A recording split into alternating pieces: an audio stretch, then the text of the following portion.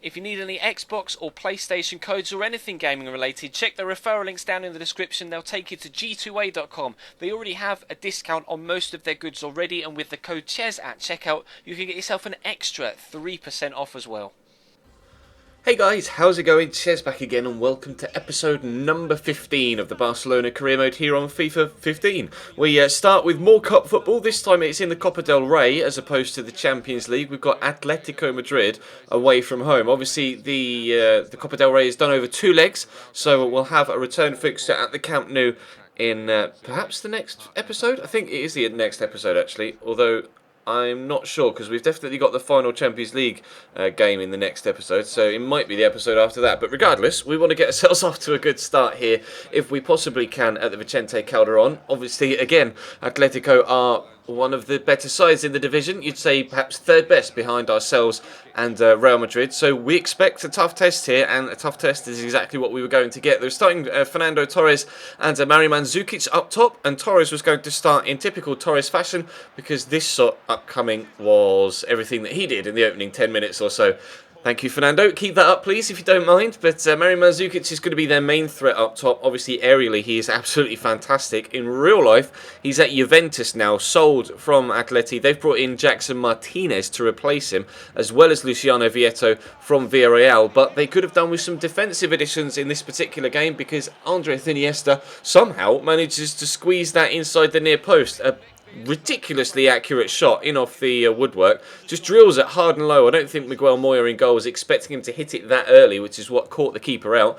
25 minutes in though, we're going to try and extend our lead if we can. Rafinha shrugs off the challenge from one midfielder to get it into Iniesta again. He's going to look for a second, but there's just nowhere through. 3 defenders in front of him. Alexander Lacazette trying to find some space, gets it back towards Iniesta, eventually drops for Nangolan, whose shot comes off the top of the bar, inches away from getting us a second goal and a convincing 2-0 lead here in the first leg of the Copa del Rey round of 32. I always forget, but I'm not sure whether away goals count in the Copa del Rey or not. You guys will have to confirm for me in the comments section, but they may, if they do, they may come in handy because Mario Mandzukic has equalised with a phenomenal header there, knocked back across goal towards him by, I think it was Torres at the back post or Griezmann, but that header in off the woodwork, nothing Marc-Andre ter Stegen could have done about that. He just had to watch that fly off the post, and that made it 1-1. So Atleti starting to get into the game. You can see him having more possession here. Christian Ansaldi, the left back, digs a gorgeous through ball to Thiago actually, and then it's Fernando Torres at the back post, but a really smart save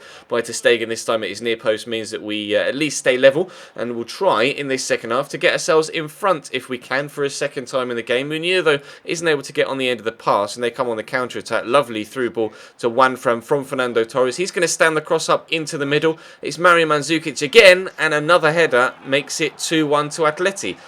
Not the start to the second half that we'd wanted. We took the lead in the beginning few moments of the first half, and now we're going to have to look for an equaliser here in the second. Trying to get that equaliser though, Jose Gaya into Munir, who's back from his short loan spell, as is Sergi Roberto. He was going to come off the bench in this game as well, but Alexander Lacazette draws a good save out of Miguel Moya, trying to find that equaliser. Here's Marco Reus into Rafinha. I wasn't playing a full at first team, full strength first team in this particular game, but not everybody was fully fit, to be completely honest. Nangolan's going to get this round the corner to Lacazette. Another good save though by Miguel Moya, and rather frustratingly, every time he made a save like that, he kept dropping straight to a defender rather than a striker, which is fair. I always rage at the CPU for my goalkeeper palming it straight to a striker, so I can't then expect it to do the same at the other end. But it was that good goalkeeping that kept us out. Mandzukic's brace is enough to win Atleti the first leg at the Vicente Calderon, but we will hope for a better time of things in the second leg at the Camp Nou, which is where we find ourselves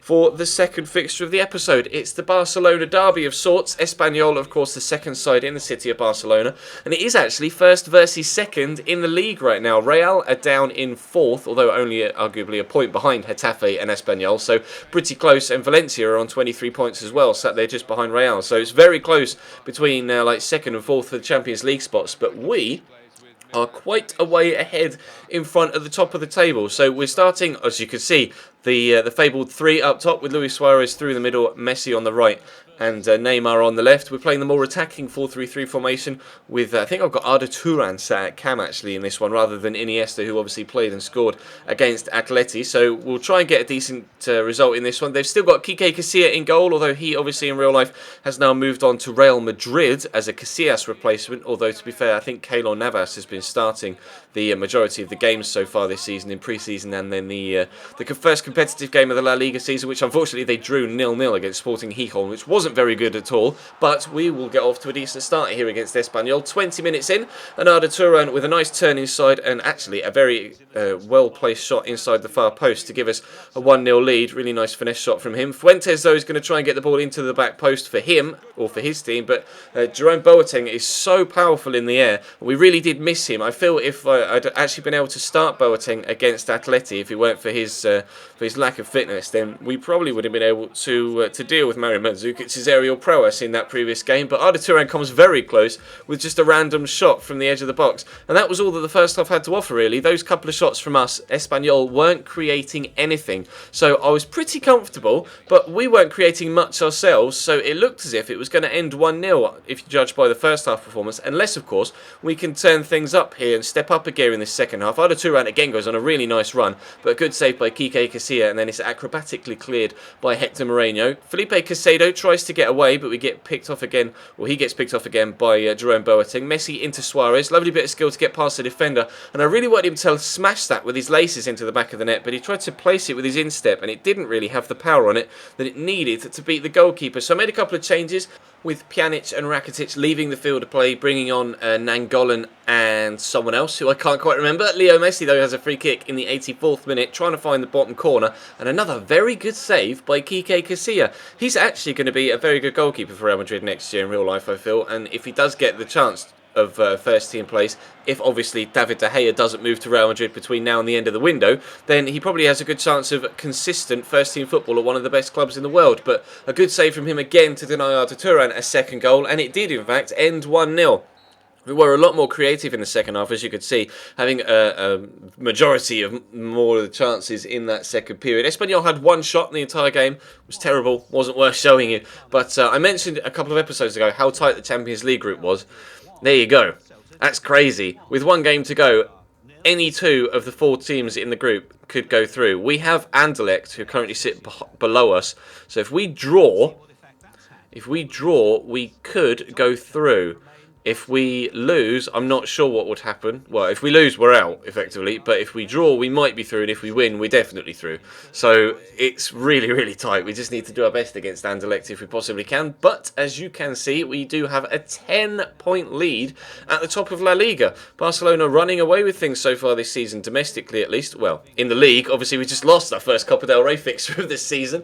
But we'll try and get that back in the second leg over the next couple of episodes or so. But if you enjoyed today's, then make sure that you drop a like rating and subscribe if you haven't already, of course. Check the channel page for anything you may have missed over the past few days. There'll be another Black Ops 3 beta stream later on this afternoon over on Twitch, so follow me on the link in the description to that. Follow me on Twitter as well. There won't be a Football Manager stream tonight because I'm going out to the cinema, so unfortunately there won't be a stream for that tonight, but there will of course be the normal videos. You'll have a Golden Oldies Challenge video later on at 6, and then a Career Mode Road to Glory video later on at 8. So that's all from me for now. Thank you very much for watching, guys, and I'll see you next time.